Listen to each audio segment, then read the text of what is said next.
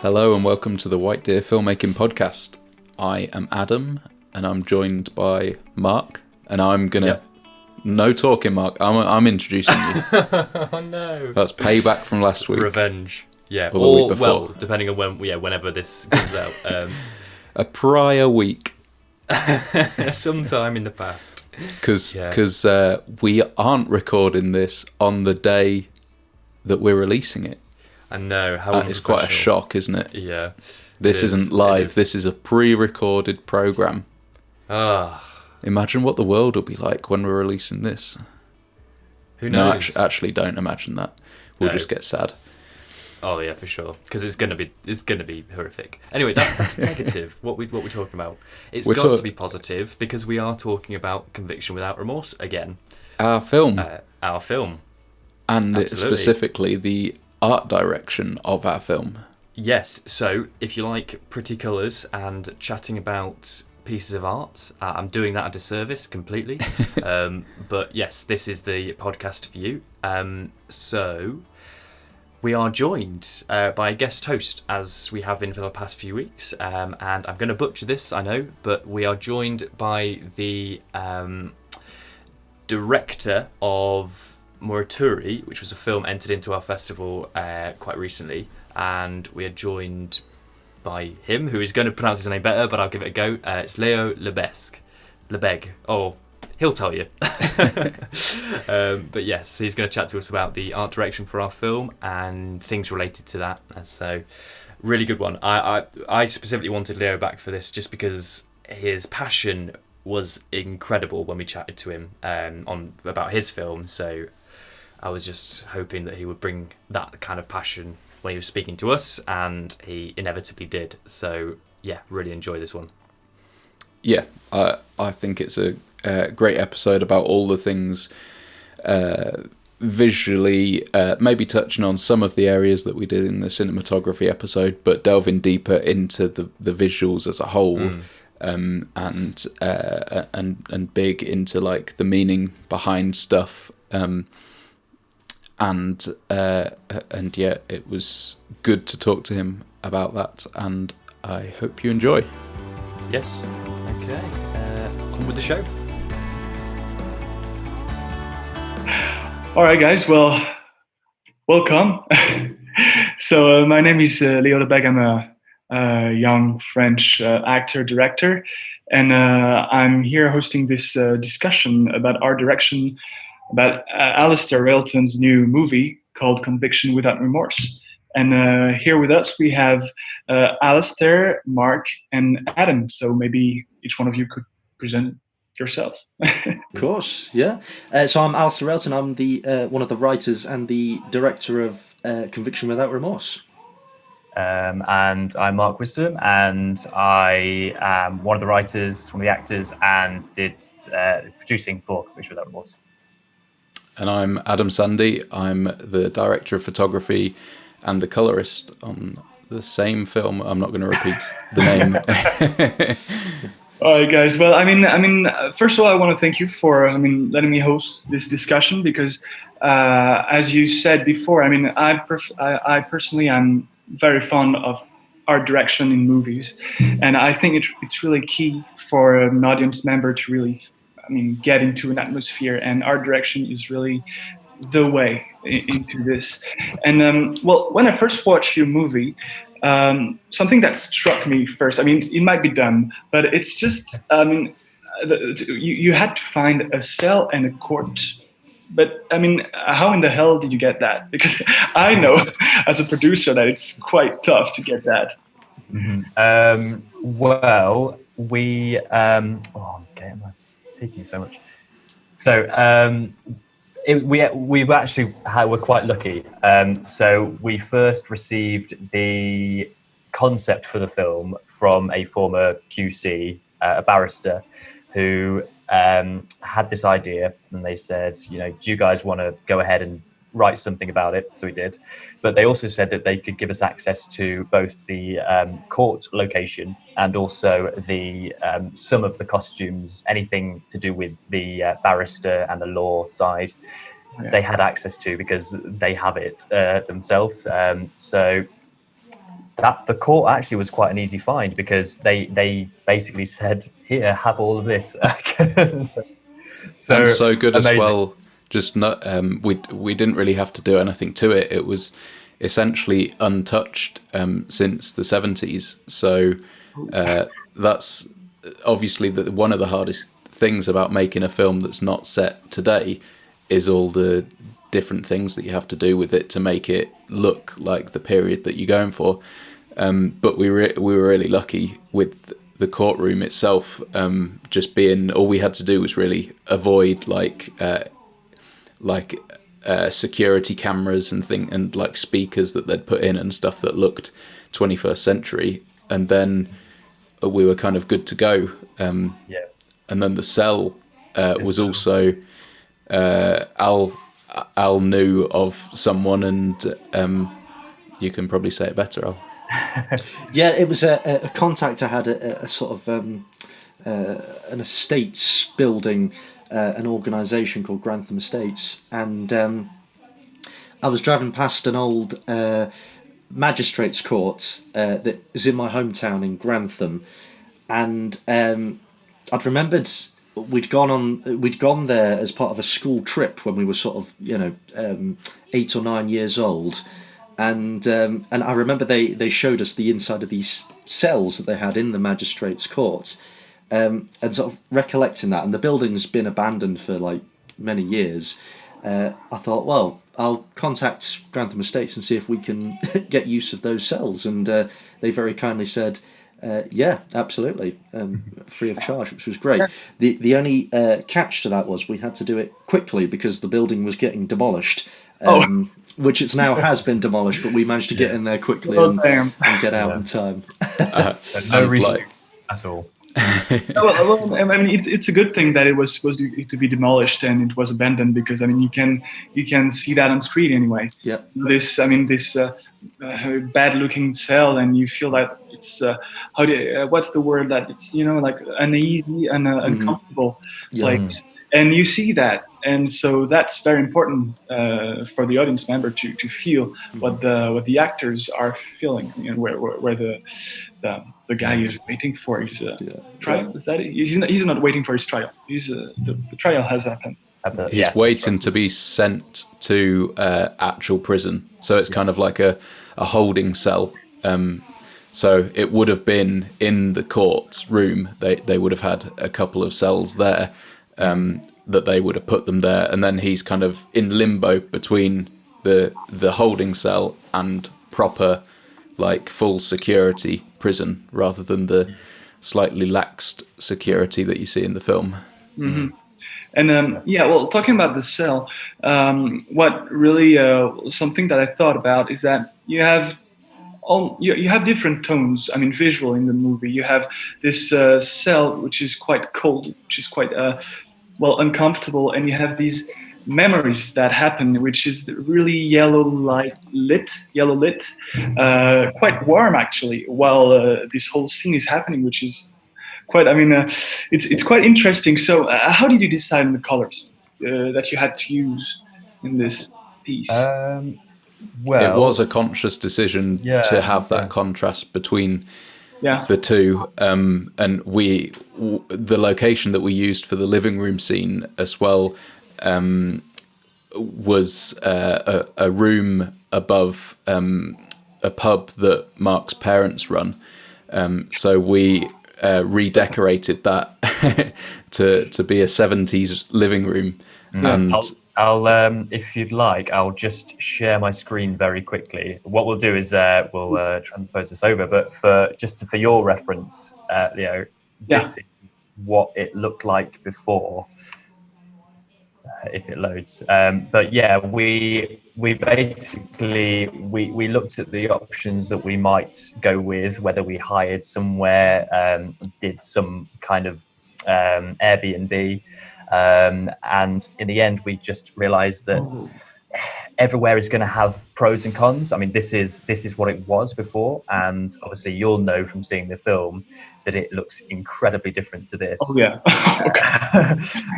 So we literally, and we have this on our Facebook page, we ran we stripped the entire, all this wallpaper, this green, this stripy wallpaper. We stripped it all and repainted everything intentionally with the yellows, browns, reds, oranges, in order to have that warm element. But also, it just from doing research, it seemed to be the sort of colours that they might use. This is the 70s, so there is an element of bright vibrance as well. I mean, they're not the people in the film aren't rich, but they do the best with what they can. Exactly. We did a lot of thinking. So and they are a bit young. They would try. Yeah, when you share your screen, the connection goes a bit bad on your voice. Yeah, that's what I'm. Okay, yeah, no worries. But we put a lot of thought into what the characters would have in their living room, how their house would be, basically, and we really did base it on what Brooke and Dom would have done with their living room, and what we were of the assumption that Brooke would have wanted her house to look nice. She would have been very house proud, and she would want, when people come round, for them to think that maybe not that she's better than what she is, but that she's that she puts on a good front, kind of thing. And we used that to kind of design all of the elements in that house, or in that living room. And it's not necessarily the most expensive things. Some of the things would have been hand-me-downs, we figured, from their parents, and maybe they'd have done some bits themselves to make it the room that it ends up being. They wouldn't have necessarily had a load of people in to help them with making it look nice. We kind of figured it's Brooke's vision of home, kind of thing, and that's also quite important to the character. Well, I think it's a good idea. Even this yellow brilliance in a way, because I mean, this yellow can mean so many things. And I don't know, Alistair, if you think about this, if you share the same idea as me, but it's just like this yellow. When I saw it, it can look very warm, it can look very bright, but it's also the color of urine. It's also the color of regret, of something that is not very, something wrong, something that is not supposed to be here. And that's what I felt when I watched this sequence. Yeah, it's revisiting some of those scenes. In the one hand, warmer colours were perfect to represent these memories in a way that were more fond in the mind of Dominic as our narrator almost of the story. Yeah. But like you say, I guess there is another way of looking at it, that it is, as it sort of takes a darker turn as the film progresses, those colours kind of take on a new meaning. Exactly. In the same way that the cell scenes are sort of murkier and colder, so they kind of have to, the two elements had to really contrast at the start of the film to complement the storytelling. But I think both look still a bit off. Yes, like you're saying, we definitely wanted that off, kind of strange, weird kind of thing. It couldn't look too pristine, sort of thing. Yeah, well, and it's interesting because, I mean, when you watch a movie, first you see something and it's the first impression, and then you get the second, a closer look. And that's when, this, yellow urine look maybe comes in, and you understand that, okay, so this is not a good scene, this is not a good memory, and I think it stands out, and it works. And I wanted to ask Adam and Alistair about because you created some 70s visuals, and how did you do that? I mean, how did you approach it? Well, I think we knew from the start that we wanted, like we just said, the kind of off look and the grittier kind of look. We didn't want it to feel all digital and like new kind of thing. So part of our kind of discussions at the start, even down to kind of lens choice and things like that, we were considering whether to go for kind of nice cinema glass and then like degrade it to where we wanted it to afterwards. But in the end, we went with vintage lenses as well, to kind of step it in the right direction in production, so that then when we came to kind of add some film grain in the color, that also just furthered. And I guess that's one aspect of how I wanted to bring the 70s, our 70s look. I'm not sure if it's a general 70s look. I'm not sure if we intended to make it look like everything else that came out in the 70s or something. We wanted to do like kind of our take on the 70s, but lenses and then eventual color and film grain was one aspect of it, dirtying up kind of the digital image. And it helps with the atmosphere. It helps with the atmosphere, and you feel that it's happened in the past, and that's, I mean, you have to feel that for this movie, otherwise you kind of get lost. So it does work. It does work. But I mean, because we were before talking about those, these two tones, the cell and the memories, but there's this void in between that personally I really like, because as you know, I'm quite fond of voids and darkness, and something's happening in darkness, and there's those memories, and how did you create those? I mean, and why they are there? Because I mean, you could have just shot them, I mean, as memories, but no, they're just happening. They just happen to be in the void, just out of nowhere.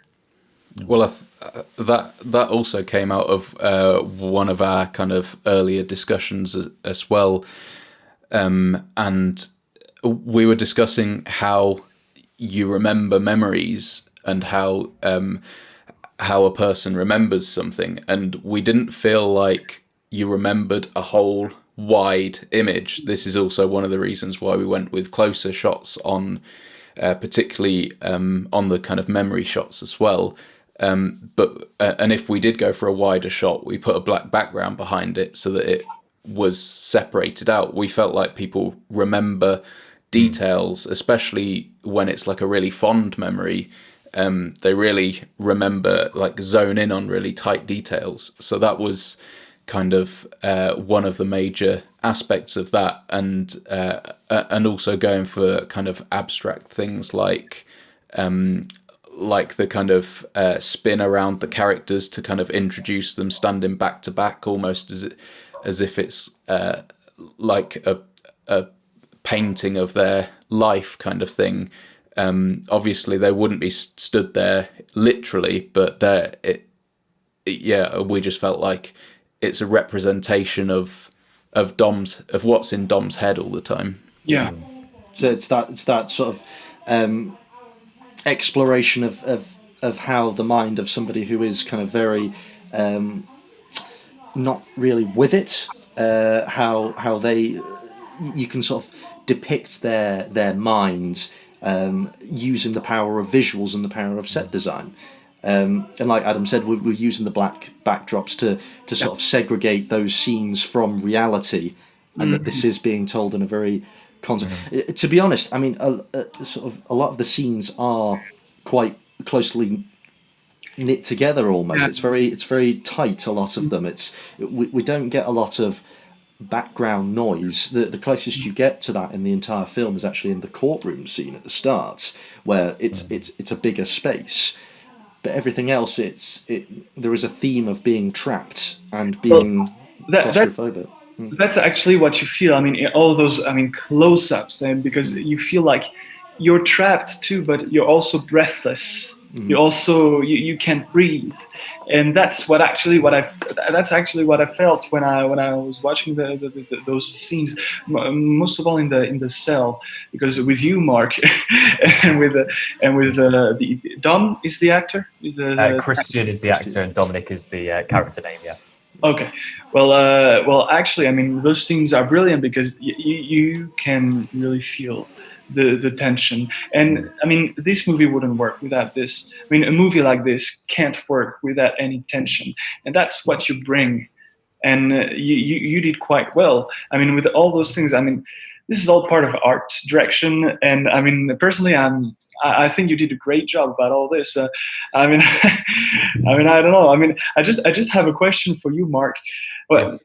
how did it feel to act, produce, write, and is that all those three things all together at the same time?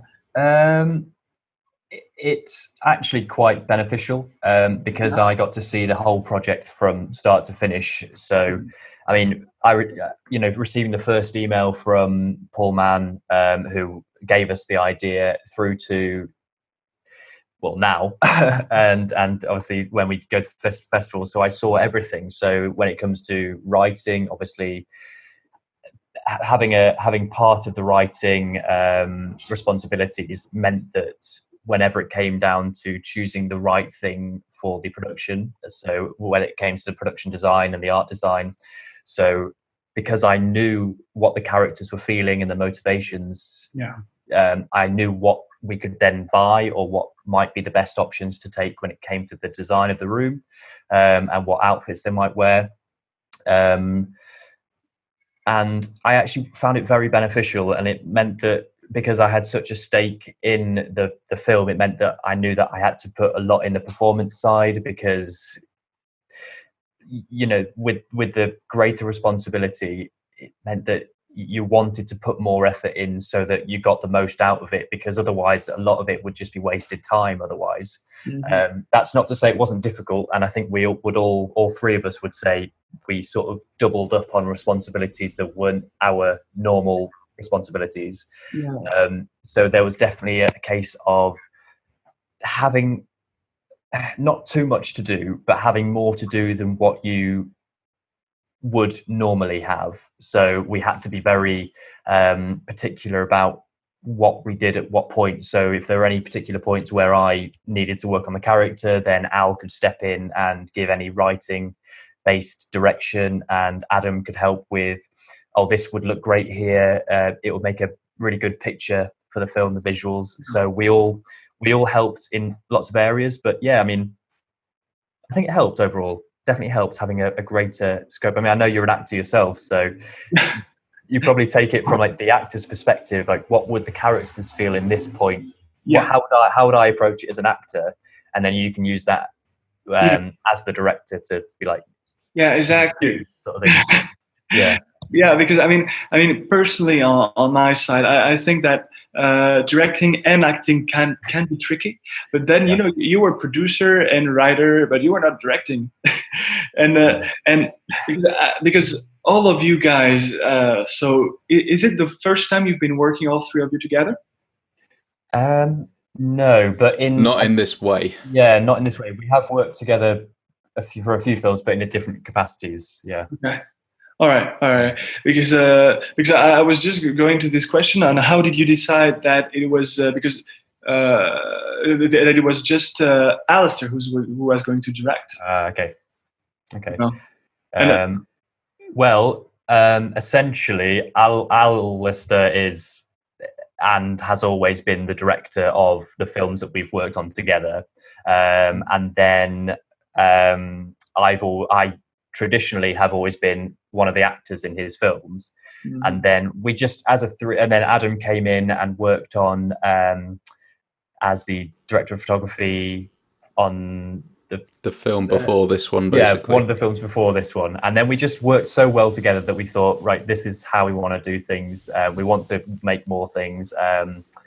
And the responsibilities or the things that we ended up doing in this film just fit our own strengths and weaknesses, and what we were used to beforehand, and where there was a a gap perhaps. So Al beforehand was doing most of the production side as well. So I thought if I could help take a few things away from him, he would be then freer to do the creative directing that he needed to do. So, which could be very tiring trying to do both roles at the same time. Trying to do producer and director, they just don't really go hand in hand. Well, man, I know what you mean. Yeah. But I mean, that's how you learn, and that's how you get through things. And I mean, the toughness it comes, the better you learn. And I mean, you might come across some difficulties, you might come across some errors, but I mean, in the end, I mean, what you guys did works and is a great job, and that's something that you can feel on screen. It's you guys who put each one of you a little bit of yourself in this movie, and that is I don't know if you think the same way as I do, as I do. It's just the fact that well, since you put a little bit of yourself, you know, it becomes art too, because it becomes part of the movie. And when you feel someone through the movie, when you feel someone's work through the screen, how someone the production design, how much effort you put into it. Well, I mean, in a way, it's art direction too, because that's how you try to, I mean, guide the audience towards something too. I don't know if I'm explaining well. No, that makes sense. No, I think so. Yeah. All right. Well, cool. Just obviously must give a shout out to everyone else that helped us as well. And I think one of the strengths of having the so maybe the three crucial sectors, you know, direction, production, and in this case cinematography. Obviously sound wise as well. A lot I think we wouldn't have been able to do if we didn't have trustworthy Regan Sales, trustworthy like sound recordist, and then beyond that, for example, having Jamie do our original soundtrack as well. And all of these things were completely new for us. Like we'd never approached having our own score before, not as a team anyway. And yeah, I mean, Ella Kearney, who did our hair and makeup as well. I mean, we've mentioned this before, that if you just say, right, Ella, we're doing this, can you do it? And she's like, yeah, that's fine, I can do this, no problem. And we just said that in this scene, Brooke, for example, needs to look like this. Can you do that? And she'd say, yes, absolutely, I can recreate the style, but not only that, I can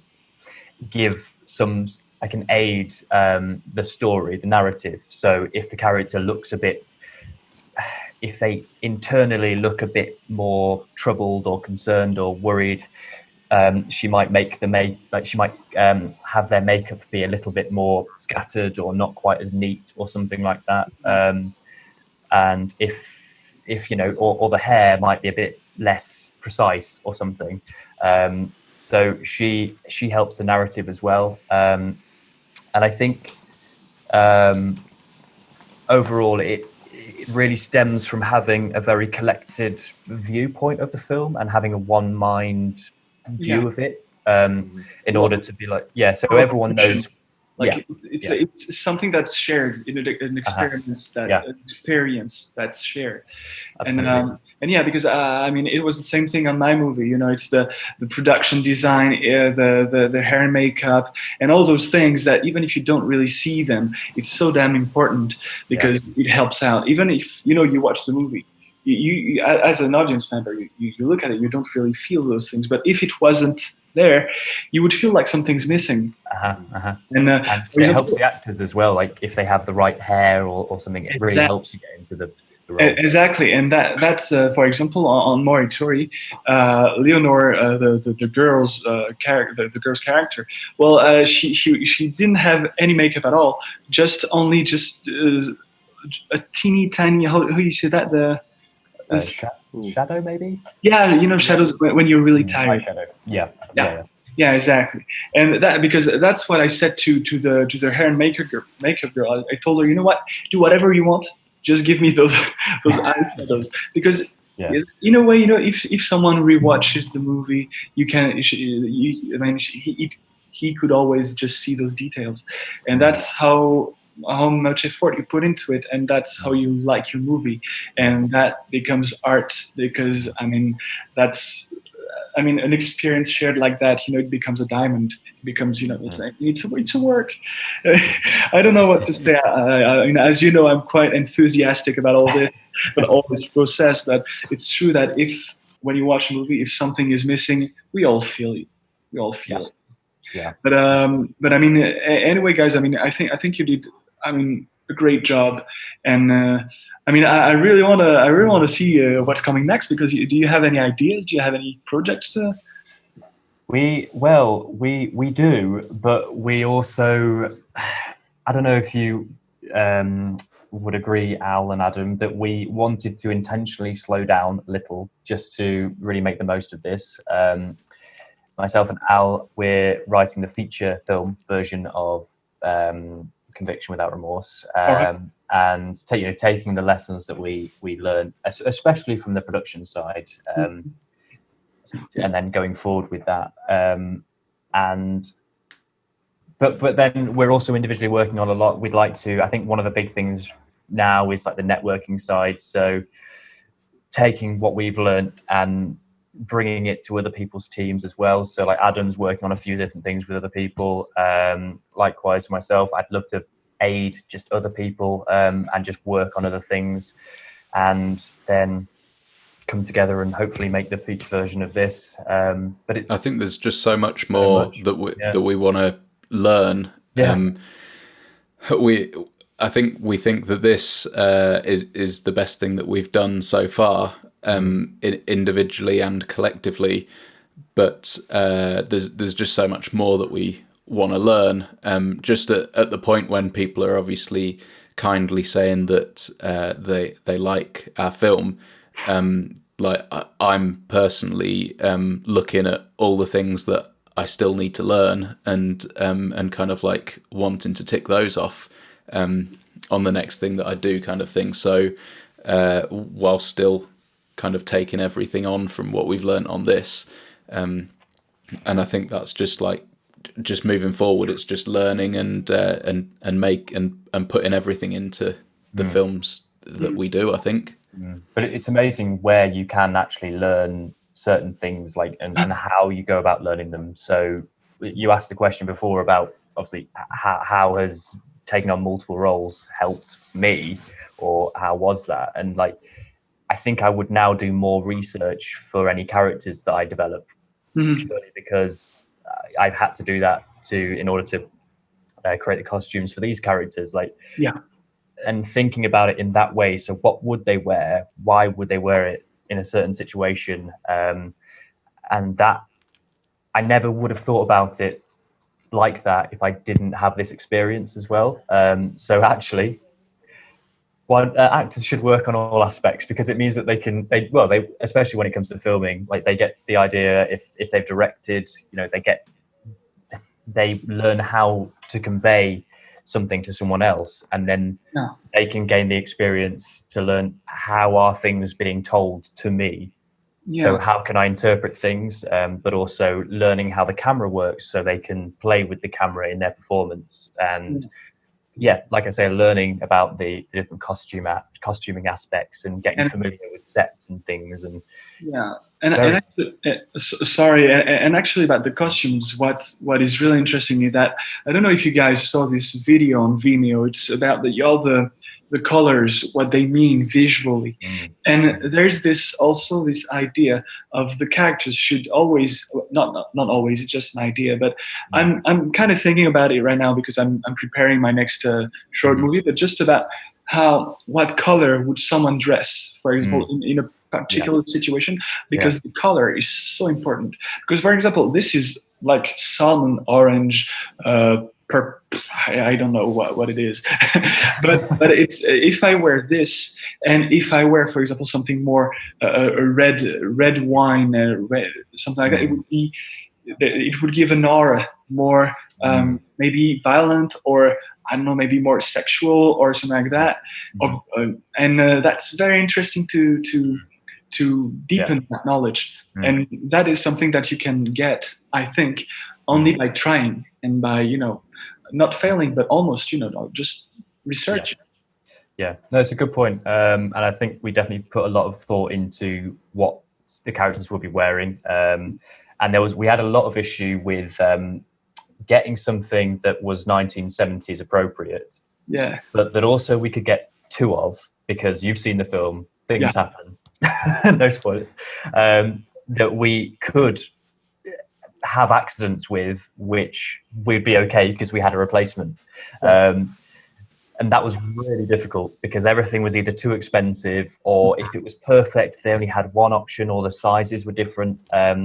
So we had to be very creative there. But I think the costume that I'm most proud of, the one that we showcased was, or the character anyway, that had the most expressive costumes was Brooke, simply because she had such variety from her when she was Cynthia LaBelle, which was this created persona created by Christian, who developed the monologue talking about Cynthia LaBelle. And from there, that was so much to work with. So using the blue elements, so quite fortunately, the blue hat and the blue earrings, on one point, they were such a contrast anyway to the rest of the room and to the rest of the film. Like, they're so bright and vibrant and happy, and it matched her eyes as well. Rita, the actress, it matches her eyes, and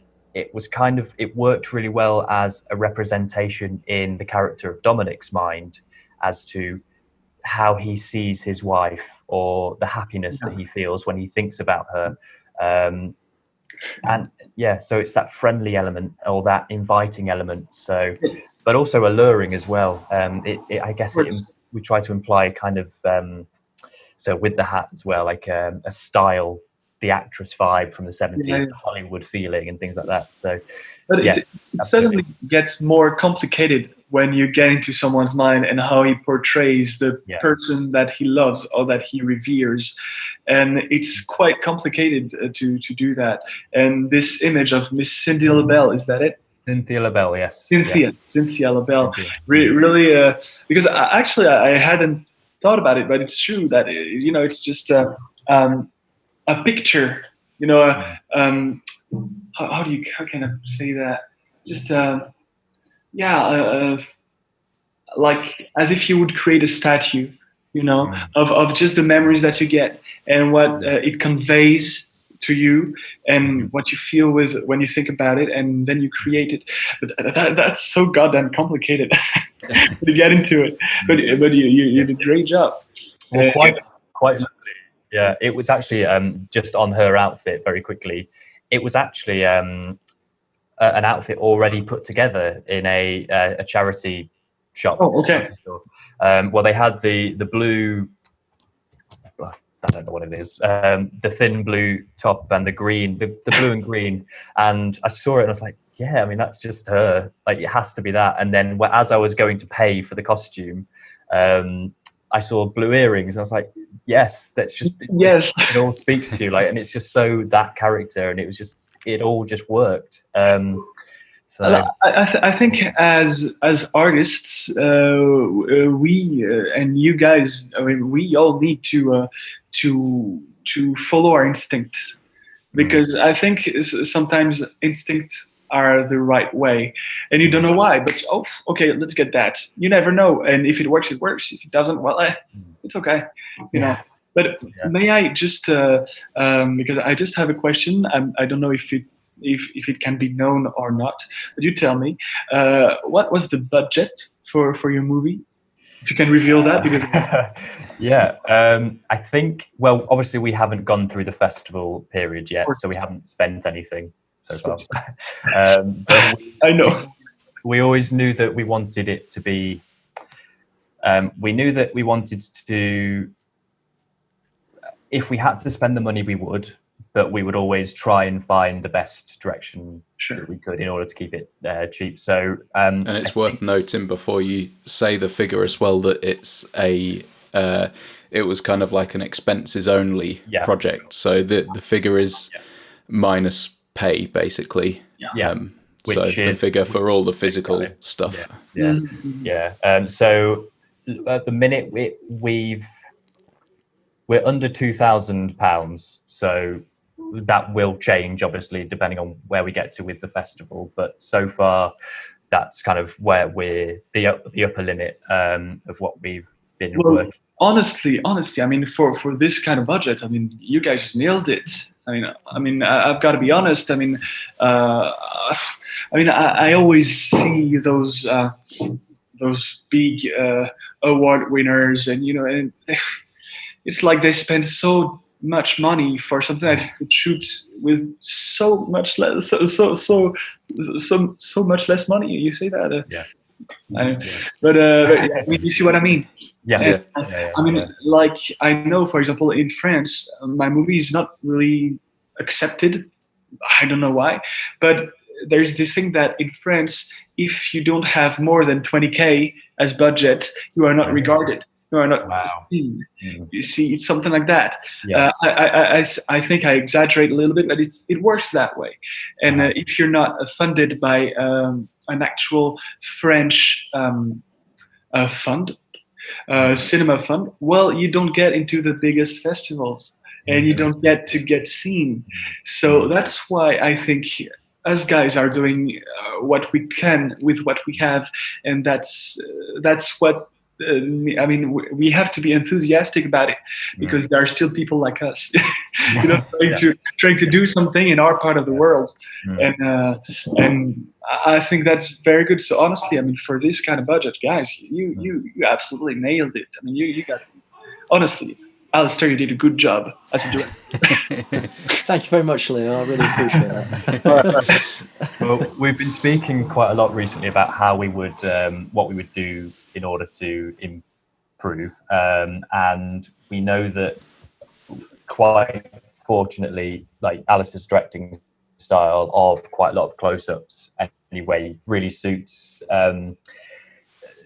I guess it suited this film because we didn't have to be too expressive and too particular with any wide shots. Like we tried as best we could, but we knew that if we went too wide, we would struggle because there's only so much that we could do with the budget that we had. So I mean, one of the first things that we would love to do is be paying people what they deserve. Honestly, the budget needs. I mean, that's where we would go next. Absolutely.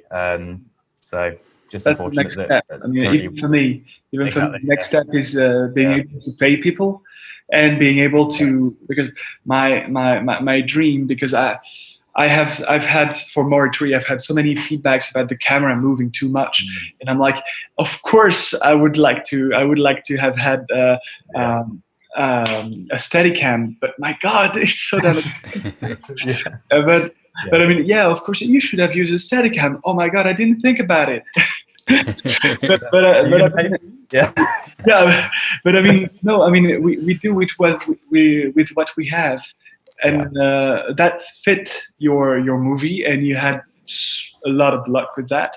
But the next step will bring maybe more money, and with the festivals, people will see you more, and maybe some attention will come to you, and you'll get some fundings, and etc.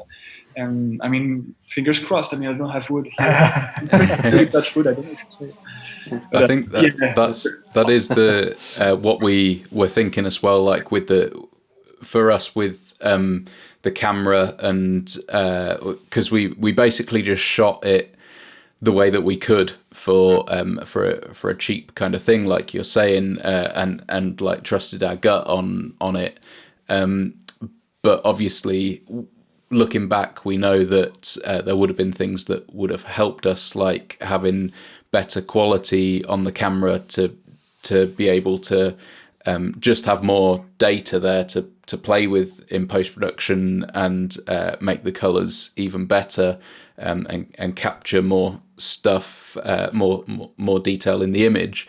But it's like you were saying, it's just those kind of things that you like we would have liked in the first place, but I think because we know how to deal with the gear that we've got, and we've done it for this kind of like cheap amount, we're really hoping that we can kind of sell on to the next thing by saying this is what we've done with this amount.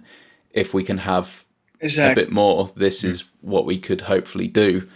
Yeah. So hopefully that's a good route to, obviously there's other elements in it, like meeting the right people that can give you the money and everything.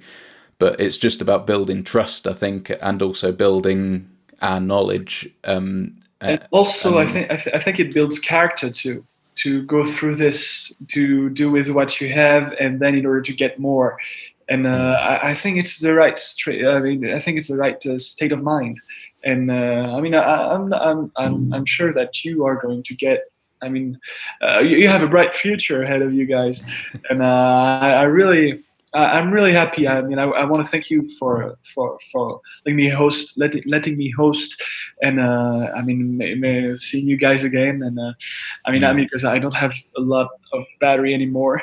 That's all right. But I mean. Sorry. Yeah. No. But I really mean that you guys, you did a great job, and I think things are coming around, and you'll get what you deserve. Thank you. And likewise for you as well. We really like your film, so hopefully the same comes and we can move up together. Yeah, that would be great. Actually, thank you so much for hosting for us, and I really enjoyed it. Really enjoyed it. Me too. All right. Well, I mean, see you guys around, and if you need anything, well, call me. Well, thank you very much for listening to that great conversation with Leo. I will reiterate that I really enjoyed that one, and I will just say I'm really sorry, Leo, for completely messing up your name, but hopefully you'll forgive me.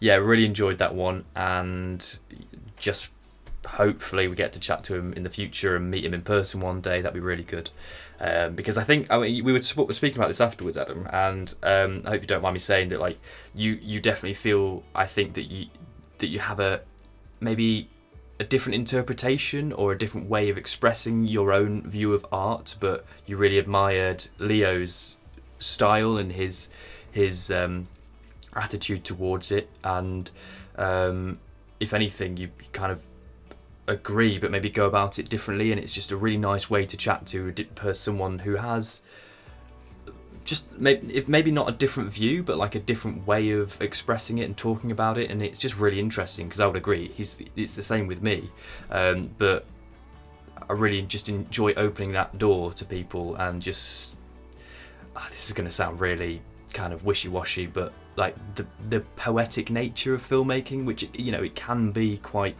and this comes from production design often, and art direction subsequently, like that artistic, that poetic, that really creative nature, like the choice of colours and things, it's all can be quite poetic and purposeful, and I hope that comes across in the conversation. I think we're a bit more logistical and literal in our way of working, but I definitely really love talking to people and listening to people who have a passion for their art that they make, and that was definitely the case of what Leo brought to our discussion, and indeed his film Morituri as well. And I think it's really nice, because he was seeing the things that we put in there for the right reasons and everything, but he was describing them from a slightly different perspective and with slightly different words to what we would maybe use, which is just great when you hear people bring in their own take on what we've done, but yet getting what we put into it. What we're going. Yeah, exactly. And having at least a reaction, whether it's good or bad. Like, I think one of the worst crimes in filmmaking is just getting no reaction or not instilling any kind of feeling in someone. So it's just really good to hear that he, and I think our other, everyone else that's watched the film, have got something from it and have had a and it's been emotional for them to watch, and things like that. So yeah, really enjoyed that aspect of it, of just hearing how he viewed certain things, because that is, once you hand the film over to someone for it to be watched, then it's always going to call different things to different people because of their personal experiences and things like that. So really interesting to hear his view, and anyone's view really, about a particular film, any film really. Yeah, and just the way that he connects to the art that he makes. And that is so much like that is how I work with films as well. I think you've got to make the connection, and you've got to put yourself into the film, and you bring all of your past experiences into the film, and by the end of it, it becomes not just a film. It's a film that me, you, and Al, and all of our cast and crew as well. It's hopefully got a little piece of everyone in it. And I think Leo was really good at kind of putting that into words, probably more so than me. So I think like I hope that comes across, and that is, I think, what we're all trying to do really. Put ourselves, I mean, what's the point of making a film if you don't put a part of you into the film? So it's really nice to have that conversation. Just taken out of context, that sentence was highly suggestive, but yeah. Well, that is why I can't say things like that. I should just stick to the logistical side of filmmaking. Funny. How ironic. Well, anyway, if you want to see more of Leo's work, you can. There are multiple ways, actually.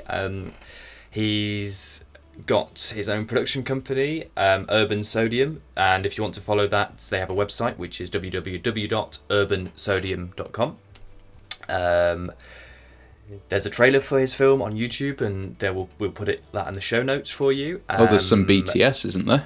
There is as well, but it's all in French. So if you can speak French or read French, then absolutely. Oh no, it will be a video. Yeah, it's the video. So yeah, if you can understand French, great. It'll have subtitles, won't it?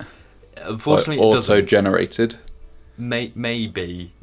I don't know. I don't want to say, but there is the BTS, and visually it just looks incredible. So even if you can't, just seeing the visuals is worth it for the watch. Well, that is a set that you would want to be a fly on the wall on. Oh yeah, so absolutely. Yeah. If that's the case, then with the BTS, then I'm all in.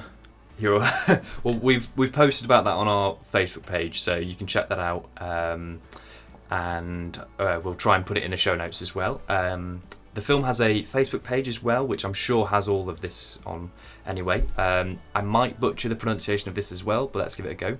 So it's Morituri Court Métrage. The spelling is in the show notes. There's a few silent letters in there, I think. And then, of course, Leo's Instagram, which is Léo Lebesgue. I'm going to go with that. I think that's what he said. Really hope that's okay. But yeah, it will all be written in the show notes for this podcast episode. So, I mean, anything else to add before we once again reveal or remind about the series code? Just one final thank you to Leo. And we hope to collaborate again in the future. Absolutely. hopefully in person when we can make a film. That would be really awesome. But yes, the code running throughout the series, and it gives you a 15% discount off any entry into our festival, which is more than the usual 10%, so it's worth using whilst it's active. It is active throughout the series, so you do have a bit of time if you're listening to this live. But do hurry up, because there are only 50 uses available, and also it is our annual event coming soon. So if you want to get in and have a chance at winning one of our annual awards this season, then absolutely do make it a priority to enter our festival soon. The code itself is WDPODCWR891. Once again, WDPODCWR891. Cool. Any final thoughts, Adam? I believe we are about a month away from the final. Yeah, that's true. From the annual event, so we're looking forward to sharing all these films that we've had the pleasure of watching up to now, and we will be screening as many as we can. So we'll do plenty of other announcements, the same as this up until then. By now there might have been some announcements already. So yeah, I mean, if you weren't aware of that, then check our Facebook page. I'm sure by now there will have been plenty of things on there. Our website will definitely have things on there as well. If there aren't any details, there will be soon. So keep watching this space. And just awaiting the final schedule, really. And as to when you can see these films, and I'm sure we will do something, especially with the podcast.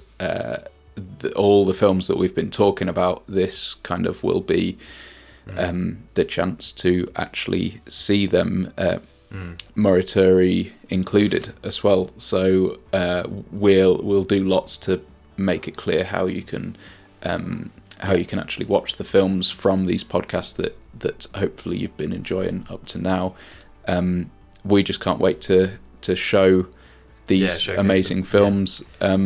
And there's lots more as well, right? There's lots more to come at the annual event, and gold winners as well. The annual winners, that'll be interesting to see. I have no idea how we're going to properly judge those in terms of actually choosing a winner, because there have been so many fantastic entries this year.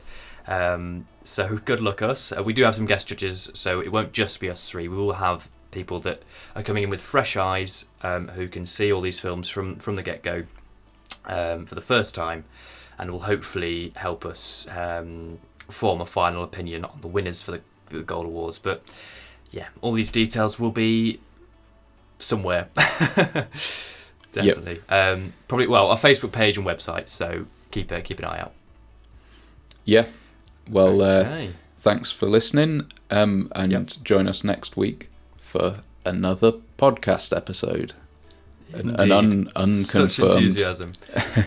What will it be? So it'll be maybe acting. Acting? Yeah, acting. We think it's going to be covering the acting. That's the plan, but it might change. Who knows? If it does, I'll cut this bit out. Yeah. So we're hoping that it will be a chat with all of the actors from our film Conviction Without Remorse. Yeah. And that will be a really good insight into the performances behind what we've been talking about over the last few weeks. So tune in then, I guess. Okay. Yeah. Well, sounds great. Thank you very much for listening. Have a great time in between now and the next podcast. All the best. Bye.